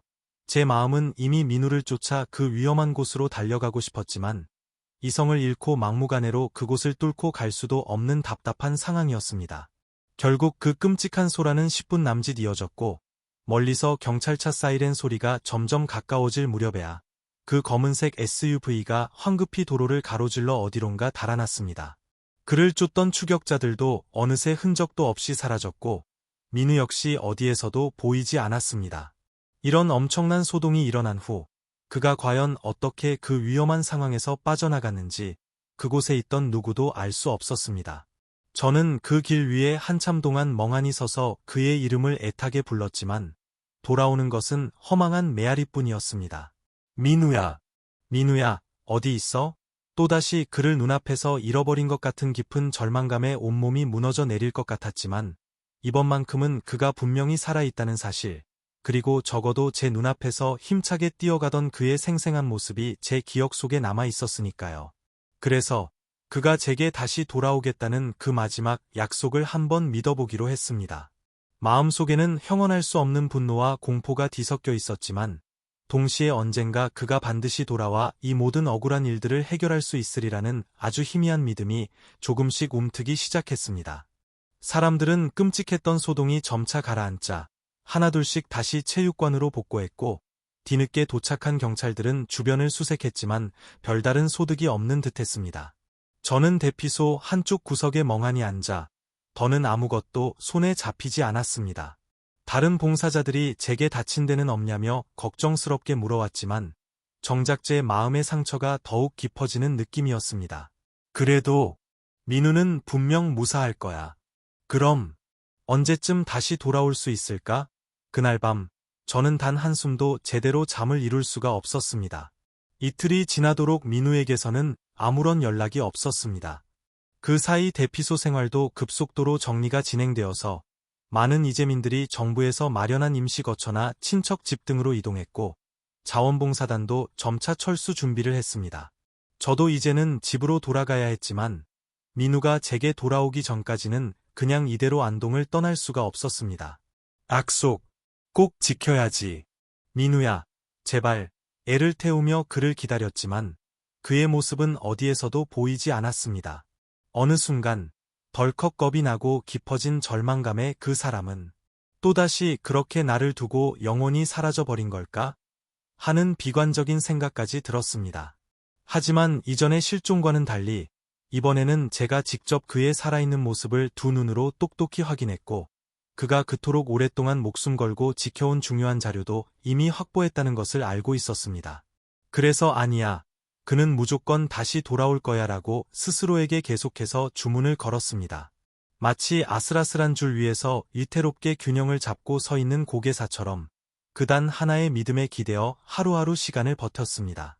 그러던 중 경찰 측에서 남기고 간 간단한 연락망을 통해 이 근방에서 신원 미상의 남자를 찾는다는 신고가 여러 건 들어왔다는 소식을 전해 들었습니다. 혹시 민우가 그 과정에서 다쳤거나 긴급한 치료를 받기 위해 병원에 입원하지 않았을까 싶은 마음에 안동 시내와 인근 지역의 병원 응급실과 입원실 기록을 샅샅이 뒤져봤지만 그의 이름이나 인상착의와 일치하는 기록은 어디에도 없었습니다. 그 순간 저는 문득 깨달았습니다. 민우는 지금 자신과 관련된 모든 흔적을 지우고 완전히 모습을 감춘 채 검찰이나 혹은 어디 다른 아주 안전한 곳으로 이미 이동한 걸지도 몰라.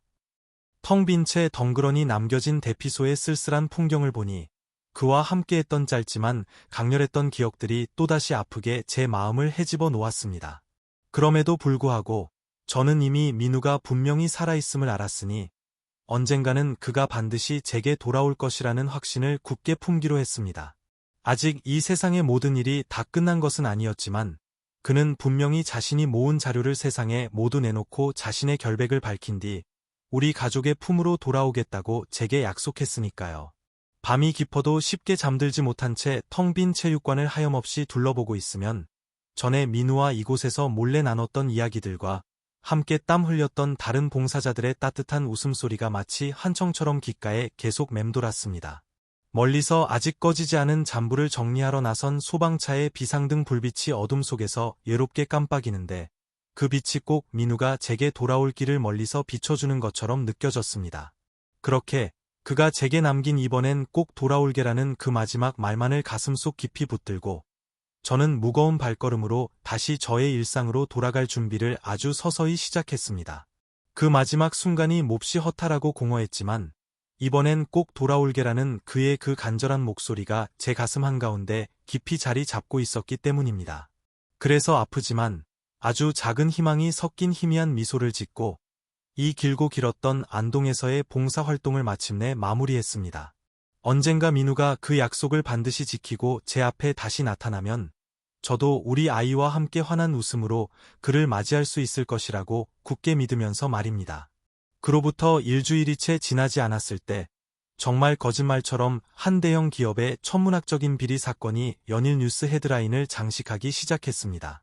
하루가 멀다 하고 더욱 굵직한 특종 보도가 터져 나왔고 그 사건에 연루된 관련자들이 줄줄이 검찰에 소환되어 조사를 받는 장면이 TV 화면을 가득 채웠습니다.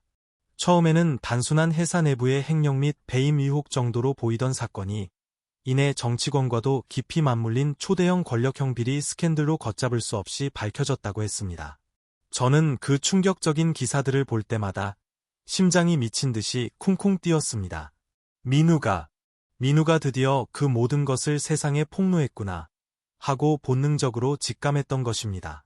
그 새하얀 뉴스 화면에 계속해서 비춰지는 유명 기업인들과 정치인들의 이름, 도저히 상상할 수 없을 정도로 복잡하게 얽히고 설킨 검은 자금의 흐름, 그리고 그 모든 것을 밝혀낸 익명의 내부 고발자라는 미스터리한 존재가 순식간에 사람들 입에 오르내렸습니다. 어떤 시사평론가는 이 정도로 방대하고 체계적인 내부 자료가 한꺼번에 준비될 수 있었던 것은 그 조직의 내부 사정을 손금 보듯 훤히 꿰고 있는 핵심적인 위치의 인물이 아주 오랫동안 치밀하게 움직인 것이 틀림없다면서 놀라움의 혀를 내둘렀습니다. 저는 그 뉴스를 밤새도록 지켜보다가 몇 번이고 애써 마음을 진정시키려 했지만 계속해서 가슴이 주체할 수 없이 두근거렸습니다. 민우가 지난 10년간 얼마나 숨막히는 고통 속에서 숨죽이고 지내왔을지, 그리고 이 모든 것을 세상에 드러내기까지 그에게 얼마나 커다란 용기와 결단이 필요했을지 어렴풋이 짐작되었기 때문입니다. 문제는 정작 이 모든 일의 시작점인 민우가 지금 대체 어떻게 지내고 있는지, 그리고 어디에 안전하게 있는지 전혀 알 길이 없다는 점이었습니다. 검찰 측의 공식 브리핑에서는 신고자 보호를 위해 내부 고발자의 신원은 철저히 비공개로 할 방침이라는 원론적인 말만 되풀이될 뿐이었습니다. 그것이 오히려 제 마음을 더욱 불안하고 혼란스럽게 만들었습니다. 한편으로는 그가 무사히 모든 자료를 검찰에 안전하게 전달했구나 하고 깊이 안도하면서도 다른 한편으로는 혹시 그 과정에서 또다시 예기치 못한 위험에 처해 도망치거나 숨어 지내야 하는 상황에 놓여 있지는 않을까 하는 끔찍한 걱정이 머릿속을 떠나지 않았습니다. 이윽고 그 대형 기업의 최고위급 임원들이 줄줄이 구속 수감되고 심지어 현직 정치권 인사들마저 뇌물수수 및 로비 혐의로 검찰에 소환되어 조사를 받는다는 속보가 쉴 새 없이 이어지니 상황이 얼마나 긴박하고 빠르게 돌아가고 있는지 온몸으로 느껴졌습니다. 언론과 대중 모두가 그 용감한 익명의 내부 고발자를 찾으려고 혈안이 되어 애쓰는 듯했지만 정작 민우는 마치 세상에서 소리 소문 없이 완전히 사라진 듯 보였습니다. 불안함은 시간이 갈수록 눈덩이처럼 커져만 갔습니다. 밤마다 잠 못 이루고 뉴스를 보며 오늘도 민우가 어디에서도 나타나지 않았구나 하는 사실에 깊은 한숨만 나왔습니다. 그렇게 정신없이 며칠이 더 흘렀는데 어느 날 퇴근 후 지친 몸을 이끌고 집에 돌아와 현관문을 열자 바닥에 얇은 흰 봉투 하나가 떨어져 있는 것을 발견했습니다. 겉면에는 아무런 표시도 없었고 우체국 소인이 찍힌 우편물도 아니었습니다. 누군가 직접 와서 문틈으로 살짝 밀어넣고 간 듯했습니다. 조심스럽게 봉투를 열어보니 그 안에는 빛바랜 낡은 가족사진 한 장과 작은 쪽지 한 장이 들어있었습니다. 이제 다 끝났어. 돌아갈 준비가 되면 그때 꼭 연락할게. 그 짧은 글고를 읽는 순간 제 다리에 힘이 풀려서 그대로 현관 바닥에 주저앉고 말았습니다. 오래된 가족사진 속에서 민우는 예전처럼 환하게 웃고 있었습니다. 거기에는 저와 함께 다정하게 팔짱을 낀 채 아직 아주 어렸던 우리 아이가 세상에서 가장 해맑게 웃고 있는 모습도 함께 담겨 있었습니다. 그 사진을 하염없이 들여다보니 10년 전 어느 날 갑자기 제 곁에서 사라져버렸던 남편이 다시금 제 눈앞에 생생하게 떠올라서 가슴이 터질 것만 같았습니다. 쪽지를 쥔 제 손이 가늘게 떨리고 숨이 차오르듯 가빠왔습니다. 이제 다 끝났어라는 그 말이 정말 사실이라면 민우는 그동안 그를 짓눌러왔던 모든 위험과 고통으로부터 벗어나 마침내 그 모든 추악한 진실을 세상에 폭로하고 그들과의 길고 긴 싸움에서 결판을 지었다는 뜻이겠지요. 그가 그토록 오랫동안 자신의 흔적조차 남기지 않고 철저히 숨어 지내야 했던 그 고통스러운 시간이 결코 헛되지 않았음이 분명했습니다. 하지만 아직 돌아갈 준비가 되면이라는 그 마지막 문장이 제 마음에 무겁게 남아서 한껏 벅차올랐던 감정이 다시 불안감으로 내려앉았습니다. 혹시 아직 무언가 위험이 완전히 사라지지 않은 건 아닐까? 아니면 아직 그에게 미처 끝내지 못한 다른 일이 남아있는 걸까? 그날 밤 저는 그 낡은 사진 한 장을 가슴에 품고 한참 동안 소리내어 울면서 수만 가지 복잡한 생각에 사로잡혔습니다. 이후 며칠 동안 언론은 더욱 치열하게 그 거대한 비리 사건을 파헤쳤습니다. 새로운 증거 자료들이 연이어 공개되었고, 앞서 검찰에 체포되었던 사람들이 하나둘씩 자신들의 범죄 사실을 인정하기 시작했다는 보도도 나왔습니다. 검찰 고위 관계자는 공식 석상에서 익명의 내부 고발자가 목숨을 걸고 넘긴 결정적인 자료들이 이번 사건 전반의 실체를 밝히는데 아주 큰 도움이 되었다고 말했습니다. 하지만 그 당사자는 여전히 철저히 베일에 쌓여 숨어 있다는 식으로만 언급되어서 제가 느끼는 초조함과 불안감은 도저히 막을 길이 없었습니다. 그러다 어느 날 집 전화벨이 요란하게 울렸고 발신자 표시를 보니 낯선 번호가 찍혀 있었습니다. 조심스럽게 수화기를 들자 아무런 말소리 없이 그저 고요한 숨소리만 한동안 들려왔습니다. 민우야? 제 목소리는 저도 모르게 떨리고 있었습니다. 그러자 수화기 반대편에서 한참 동안 아무런 말이 없더니 이윽고 아주 낮고 갈라진, 하지만 분명히 익숙한 남자의 음성으로 짧은 말이 들려왔습니다. 곧 만나자. 미안해. 그리고는 그대로 전화가 뚝 끊겼습니다. 수화기를 여전히 손에 쥐고 있던 저는 마치 그 자리에 얼어붙은 듯 한참 동안 멍하니 서 있었습니다. 분명 민우의 목소리였습니다. 그리고 그가 곧 만나자고 분명히 말했습니다. 매일같이 한 걸음씩 더 멀어지는 듯한 절망적인 느낌이었는데 이번에는 정말 그와 다시 가까워질 수 있으리라는 아주 작은 희망의 빗줄기가 제 마음속을 스쳐 지나갔습니다. 동시에 그럼 왜 아직도 직접 모습을 드러내지 않는 거지? 라는 의문이 들었고 마음 한구석에 깊이 쌓여있던 걱정거리들도 여전히 완전히 풀리지 않았습니다. 그러나 적어도 그가 살아있다는 사실, 그리고 그가 제게 연락을 해왔다는 사실만은 제게 커다란 위안이 되었습니다. 며칠 후 퇴근하고 집에 돌아오니 현관문이 아주 살짝 열려 있었습니다. 순간 심장이 쿵 내려앉으며 덜컥 불길한 생각이 들었지만 조심스럽게 안으로 들어가 신발장 위를 보니 그곳에 낯익은 손목시계 하나가 놓여 있었습니다. 민우가 예전에 늘 차고 다녔던 아주 오래된 갈색 가죽끈 시계였습니다. 그리고 그 시계 옆에는 작은 종이 쪽지가 한 장 더 놓여 있었습니다. 조금 늦어져서 미안. 그래도 곧 만날 수 있을 거야. 심장이 다시 한번 요동치는 가운데 이번에는 예전처럼 절망하거나 불안해하지 않았습니다.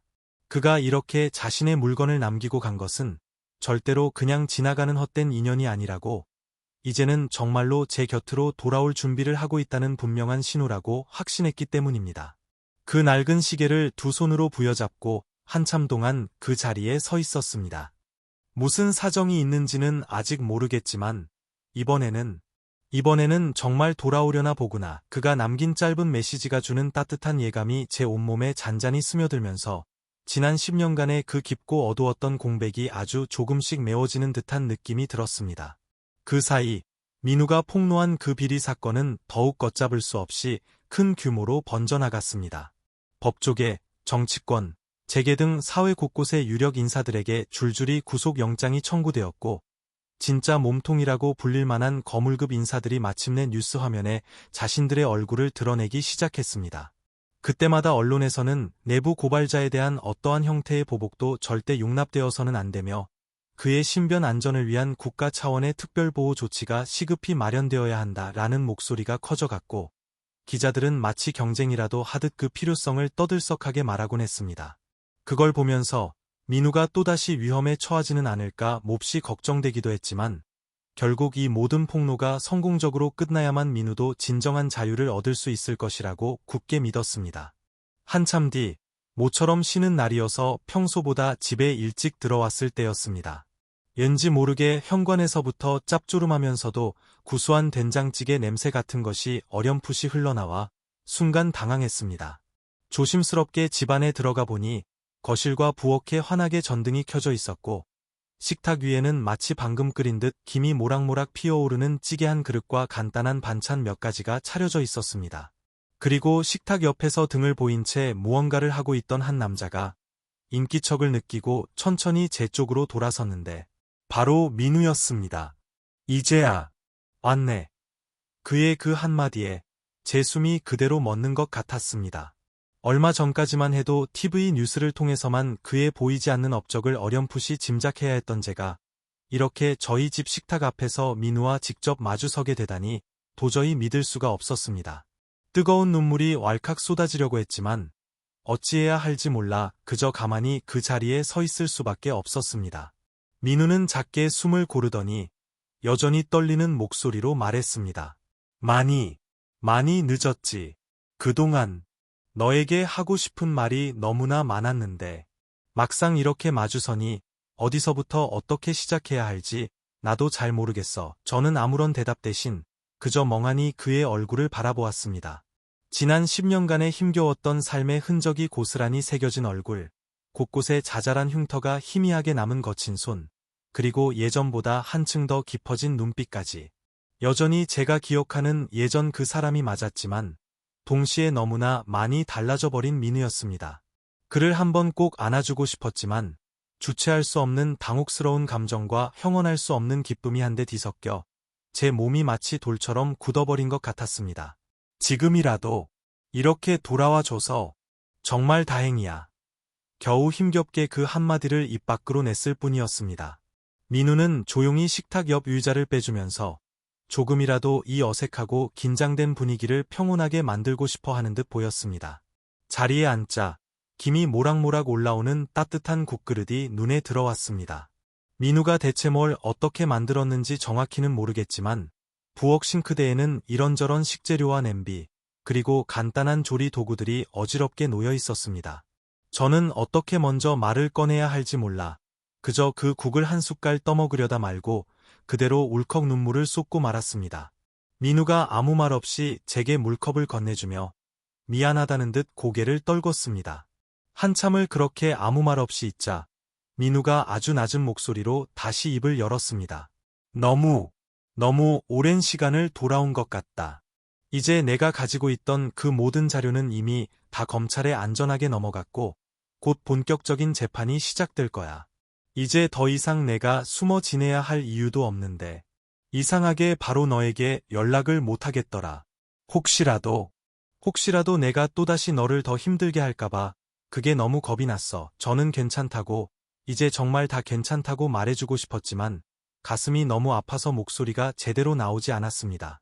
결국 그날 밤늦도록 우리는 서로 마주 앉아 대화를 나누며 민우는 그동안 그가 겪어야 했던 숨막히는 세월의 이야기들을 하나씩 제게 털어놓았습니다. 처음 회사 내부의 엄청난 비리를 목격했을 때 아무도 자신의 말을 믿어주지 않아 느꼈던 깊은 좌절감과 배신감. 뒤늦게 그 사실을 알게 된 회사 고위급 인사들이 노골적으로 그를 협박하고 해유하려 했던 일.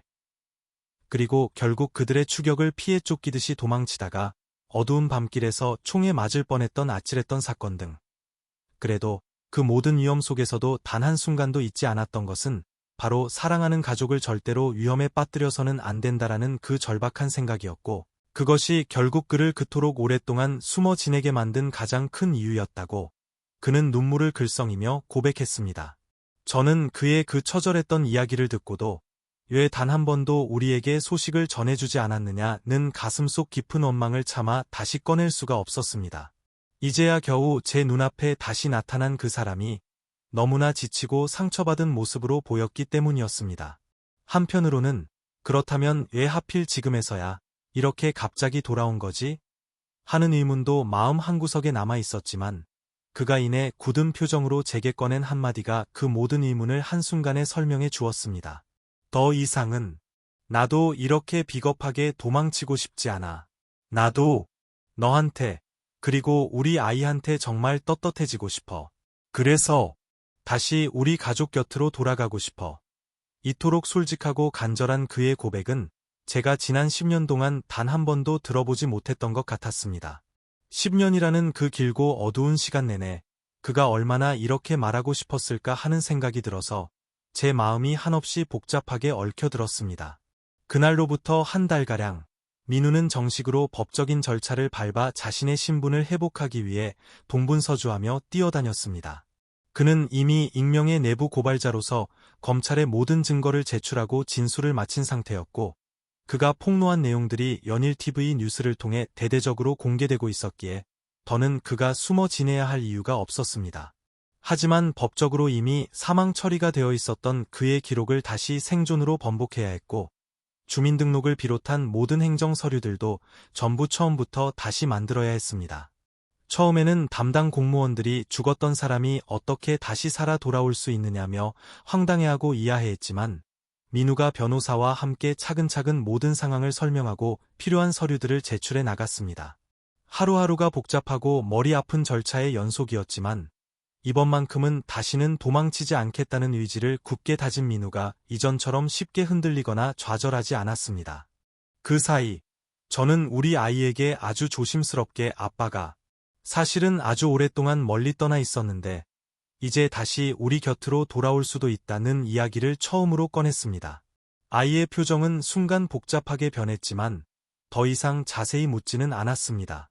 아주 어릴 때부터 아빠가 갑자기 사라진 채로 자라온 아이였고, 10년이면 충분히 아빠의 존재를 포기하고 잊을 법도 한데, 아이의 눈빛 속에서 아주 희미하지만 분명한 기대감이 반짝이는 것을 느낄 수 있었습니다. 민우 역시 10년 만에 훌쩍 커버린 아이를 어떻게 다시 마주해야 할지 모르겠다며 겁이 난다고 솔직하게 말했지만, 저는 그에게 시간이 조금 더 필요할 뿐이라고 조용히 조언했습니다. 서로가 서로를 다시 받아들일 준비가 되면 그때 내가 꼭 자연스럽게 만나게 해줄게. 그로부터 얼마 지나지 않아 민우가 잠시 집에 들렀을 때 학교에서 돌아온 아이와 정말 우연히 마주치게 되었습니다. 현관에서 갑자기 마주치자마자 아이와 민우 둘 다 마치 그 자리에 얼어붙은 듯한 기색이 역력했습니다. 하지만 그 어색하고 긴장된 순간에는 서로 제대로 된 대화를 나누지 못했습니다. 아이도 10년 만에 처음 보는 아빠라는 존재가 너무나 낯설고 당황스러워했고, 민우도 아이에 대한 깊은 미안함이 너무나 컸는지 아무 말 없이 그저 고개만 숙이고 있었습니다. 그 안타까운 모습이 제 마음을 아프게 했지만, 최소한 이제는 이렇게 다시 서로 얼굴을 볼 수 있다는 사실이, 그리고 함께 같은 공간에 있다는 사실이 제게는 무엇보다 확실하게 다가왔습니다. 결국 아이는 아주 조심스러운 태도로 조금씩 민우를 받아들이기 시작했고, 민우는 자신의 과거 선택에 대해 깊이 후회하고 반성하는 모습을 진솔하게 보이면서 아주 서서히지만 분명하게 가족 관계를 회복해 갔습니다. 물론 그들 사이에는 지난 10년간 쌓여온 묵은 갈등과 어색함이 말없이 오고 갔지만, 서로가 다시 한번 가족이 되기 위해 노력하겠다는 의지는 분명해 보였습니다. 아이는 민우에게 직접적인 질문을 던지지는 않았지만, 가끔씩 민우를 힐끔거리며 궁금해하는 듯한 눈빛을 보냈고, 민우 역시 아이에게 조심스럽게 관심을 표현하며 어떻게든 조금이라도 더 친근하게 다가가려고 애썼습니다. 그 과정이 결코 쉽지만은 않았지만, 적어도 가족이라는 이름으로 우리가 다시 한자리에 모일 수 있다는 사실만으로도 저는 깊은 안도감을 느꼈습니다. 한편 민우가 폭로한 그 거대한 비리 사건에 대한 재판은 빠른 속도로 준비되었고, 민우는 법정에서 결정적인 증거들을 추가로 제출하며 수많은 관련자들의 구체적인 범죄 사실들을 명확하게 밝혀냈습니다. 언론에서는 그를 어둠 속에서 진실을 밝힌 익명의 용감한 내부 고발자로 칭송했고, 검찰은 공개적으로 발표하지는 않았지만 그에게 법적, 물리적인 모든 신변 보호를 약속했다고 했습니다. 마침내 민우가 그토록 간절히 바랐던 추악한 진실이 세상에 낱낱이 밝혀지는 바로 그 순간이 현실로 이루어진 것입니다. 그 모든 과정을 지켜보며 저는 문득 안동의 그 폐허갔던 대피소에서 처음 민우와 마주쳤던 순간의 모습이 다시 떠올랐습니다. 그 매캐한 연기와 아비규환 같은 혼란 속에서도 자신의 몸을 돌보지 않고 헌신적으로 부상자들을 돌보던 그 사람이 바로 제 남편이었습니다. 결국 안동의 그 끔찍했던 산불과 재해라는 전혀 뜻밖의 비극적인 상황이 역설적이게도 우리 가족을 다시 하나로 이어준 결정적인 계기가 되었다는 사실을 부정할 수가 없었습니다. 만약 안동에서의 그 자원봉사가 없었다면 민우는 어쩌면 저를 계속해서 피해 더 깊숙한 곳으로 숨어들었거나 여전히 자신이 시작한 그 위험한 싸움의 마침표를 찍지 못한 채 홀로 고통받고 있었을지도 모른다는 생각이 들었습니다. 그러니 그곳의 모든 것이 불타버린 잿더미 속에서 우리는 정말 기적처럼 서로를 다시 발견했고, 동시에 민우는 자신이 지난 10년간 감춰두었던 그 모든 비리를 세상에 폭로할 마지막 용기를 얻었던 것이겠지요. 문득 지난 날들을 되새기면 지금도 가슴 한편이 시큰하게 아려옵니다. 그래도 지금은 이렇게 같은 지붕 아래에서 우리가 다시 함께 밥을 먹고 서로의 이야기를 나누며 일상을 함께할 수 있다는 그 자체가 마치 기적처럼 느껴집니다. 마지막으로 민우가 신분 회복에 필요한 모든 법적 서류 절차를 완전히 끝냈다는 통보를 받고 집에 돌아온 날, 우리는 다 함께 모여 아주 작은 축하 파티를 했습니다. 10년이라는 긴 절차와 기다림을 거쳐 마침내 법적으로 되살아난 민우가 어색하지만 따뜻한 미소로 아이의 곁에 앉아 조촐하지만 정성껏 차린 음식을 함께 나누었습니다. 그 시간 동안 오랫동안 멈춰있던 우리 집거실의 낡은 가족사진 액자가 마치 다시금 새로운 의미로 환하게 빛나 보이는 것 같았습니다. 아직 우리 가족의 깊은 상처가 다 아문 것은 아니지만 최소한 이제는 서로 마주보며 그 아픔을 함께 나누고 위로할 수 있게 되었습니다. 아이도 이제는 가만히 민우를 바라보며 어른스럽게 앞으로는 다시는 한 번 더 그렇게 우리 곁에서 사라지는 일은 없기를 바란다는 듯한 진지한 눈빛을 보내는 것 같았습니다. 저는 그 모습을 가만히 지켜보면서 그래, 이것이 바로 다시 새롭게 시작된 우리 가족의 모습이구나 하고 마음속으로 작은 안도의 웃음을 지었습니다. 안동 산불 현장에서 우리가 서로를 다시 만나지 못했다면 어쩌면 지금 이 순간도 결코 없었을 테니까요. 민우가 얼마 전 제게 말하길, 이제 남은 재판 절차가 모두 끝나고 상황이 완전히 정리되면 자신도 예전처럼 다시 병원에서 환자들을 돌보는 의사로 일해보고 싶다고 했습니다. 물론 그 사이에 대중의 시선이 그에게 집중적으로 몰릴 수도 있고 이곳저곳에서 인터뷰 요청이 쉴 새 없이 들어올 수도 있겠지만 저는 이제 예전처럼 그것이 두렵거나 불안하지 않습니다. 우리 가족이 이렇게 함께 힘을 합쳐 서로를 지지한다면 그 어떤 어려움도 분명히 함께 버텨낼 수 있을 것이라는 강한 확신이 생겼기 때문입니다. 이런 모든 과정을 직접 겪고 지켜보면서 저는 우리가 흔히 말하는 재난이라는 것이 꼭 불행만을 가져오는 것은 아닐 수도 있다는 깊은 생각을 하게 되었습니다. 안동의 그 끔찍한 산불로 인해 무수히 많은 사람들이 하루아침에 소중한 집과 삶의 터전을 잃었지만 동시에 또 많은 사람들이 그곳에 함께 모여 서로 연대하고 도우며 새로운 희망을 만들어냈습니다. 그리고 그 속에서 저는 10년간 잃어버렸던 남편을 기적처럼 다시 발견했고 민우는 스스로를 깊은 어둠 속에 숨겨왔던 그 길고 긴 세월을 마침내 끝낼 수 있는 용기를 얻었습니다. 겉으로 보기에는 고통과 상실만이 가득했던 비극적인 재해 현장이었지만 동시에 우리 가족에게는 새로운 만남과 진정한 화해를 선물한 특별한 장소이기도 했습니다. 이제 민우는 우리 아이와 함께 아주 소소한 일상들을 하나씩 함께 쌓아가며 그동안 잃어버렸던 아버지와 아들로서의 시간을 아주 서서히 하지만 분명하게 되찾으려 노력하고 있습니다. 아직 서로 어색한 분위기가 완전히 가시지는 않았지만 한 번 함께 웃고 또 한 번 함께 눈물을 흘리는 그 모든 과정을 거치며 서로가 서로에게 조금씩 더 가까이 다가서는 중입니다. 저 역시 이 소중한 재해가 부디 아주 오랫동안 행복하게 이어지기를 마음속 깊이 간절히 바라고 또 바랍니다. 어둡고 혼란스러웠던 지난날의 아픈 기억들이 아주 조금씩 희미하게 아물 때쯤 우리는 다시 한 번 온 가족이 함께 손을 잡고 안동을 찾아가 보고 싶습니다. 그때 그 불에 새까맣게 그을렸던 산자락이 언젠가는 다시 푸르고 파릇한 새 생명의 나무들로 가득 뒤덮이듯 우리 가족의 깊은 상처도 그렇게 깨끗이 치유될 수 있을 것이라고 굳게 믿기 때문입니다. 이렇게 10년 만에 제 곁으로 귀환한 남편과 함께 새롭게 시작하는 우리 가족의 이야기는 아직 완전히 끝난 것이 아닙니다. 그의 용기 있는 내부 고발로 인해 온 세상이 한동안 떠들썩했지만 정작 우리 가족은 아주 작고 평범한 일상부터 하나씩 다시 차분히 쌓아 나가고 있는 중이기 때문입니다. 서류 몇 장이 바뀌었다고 해서 혹은 단 한 번의 뜨거운 포옹으로 그동안 쌓였던 모든 상처와 오해가 한순간에 눈 녹듯 사라지는 것은 결코 아니겠지요. 하지만 적어도 이제는 누군가가 또다시 문득 우리 곁에서 사라져버릴까 봐 밤새도록 두려움에 떨며 잠 못 이루지 않아도 됩니다. 우리가 한 집에서 함께 따뜻한 밥을 먹고 서로의 얼굴을 마주보며 서로에게 진심으로 힘이 되어주는 그 모든 소중한 순간들을 앞으로 계속해서 만들어가면 되니까요. 한 달 뒤 민우가 마지막 남은 모든 서류 절차를 깨끗이 마치고 법원에서 더 이상 그가 생존하지 않는 것으로 처리되었던 모든 기록이 공식적으로 말소되었다는 최종 사실을 알리는 날, 우리 세 식구는 집에 다 함께 모여 아주 작고 소박한 축하를 했습니다. 작은 초 하나가 꽂힌 조각 케이크 앞에서 민우는 한동안 그저 말없이 멀뚱히 앉아 있다가 한참 만에 아주 작은 안도의 미소를 지었습니다. 이제야, 정말 이제야 내가 완전히 돌아온 것 같은 느낌이야. 그의 그 한마디에 제 가슴속에서 뜨거운 감정이 다시 한번 복받쳐 올라왔지만 밖으로 애써 드러내지 않고 그저 잔잔히 함께 웃었습니다.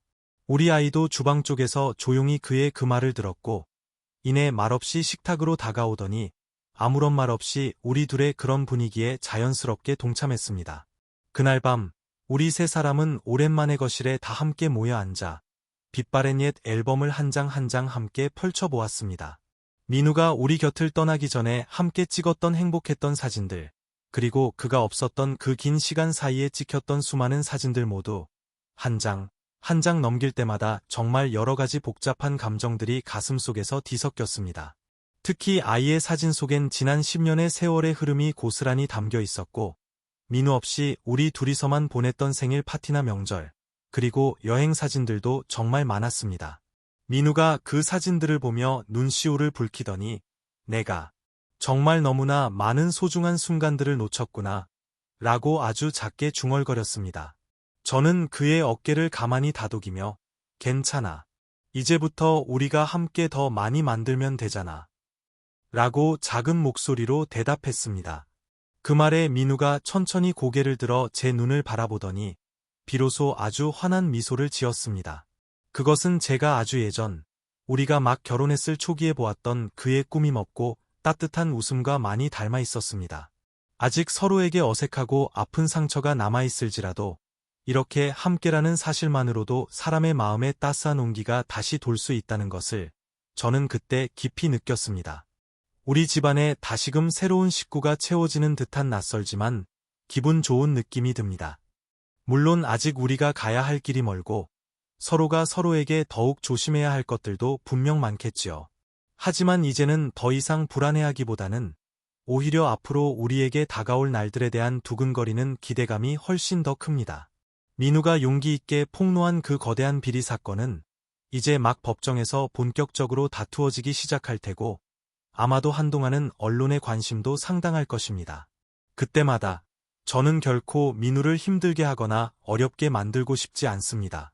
어쩌면 저나 우리 아이도 한 번씩은 세상 사람들의 호기심 어린 시선이나 혹은 불편한 질문들을 마주칠 수도 있겠지만 결국 우리가 함께라면 그 모든 것을 다 이겨낼 수 있다고 굳게 믿습니다. 조금 뒤 민우가 살짝 멋쩍게 웃으며 아이가 주로 사용하는 방을 문밖에서 빼꼼히 기웃거렸습니다. 10년 만에 자신의 집에 돌아왔으니 집안 곳곳이 많이 낯설기도 할 것입니다. 그동안 집안의 인테리어나 가구 배치도 여러 번 바뀌었고 특히 아이의 방은 예전과는 완전히 다른 새로운 세계처럼 변해 있었으니까요. 민우는 한동안 방문 앞에서 망설이다가 이내 그냥 뒤돌아서서 다시 거실로 돌아왔습니다. 아직은 아이와 단둘이 한 공간에서 길게 대화를 나누는 것이 많이 어색하고 조심스러운가 봅니다. 그래도 예전처럼 또다시 우리 곁에서 훌쩍 떠나버리거나 아무런 말 한마디 없이 갑자기 사라져 버리지는 않으리라는 깊은 믿음이 제 마음속에 단단히 생겼습니다. 이젠 나도 어딘가에 정착할 곳이 생겼으니 다시 병원에서 일하면서 매일매일 이 집으로 들어오고 싶어. 저는 그의 그 말을 듣고 마음이 한결 놓였습니다. 그렇게 오랫동안 도망치며 살아가는 생활에 익숙해진 사람이 다시 어딘가에 뿌리를 내리고 정착하기란 결코 쉽지 않을 텐데 민우는 이미 그 결심이 아주 확고해 보였습니다. 그만큼 그가 과거의 자신의 선택과 도피 생활을 깊이 후회하고 있으며 다시는 되돌릴 수 없는 그 잃어버린 시간들을 어떻게든 만회하고 싶어 한다는 간절한 느낌이 들었습니다. 비록 아주 뒤늦게 저희에게 찾아온 평온이지만 이 시간들이 저희 가족에게는 그 무엇과도 바꿀 수 없는 너무나 소중한 시간이 될 것이라고 확신합니다. 사실 어떤 사람들은 이 모든 이야기를 듣고 말도 안 되는 소리라고 하거나 혹은 그런 영화 같은 일이 어떻게 현실에서 일어날 수 있느냐고 반문할지도 모릅니다.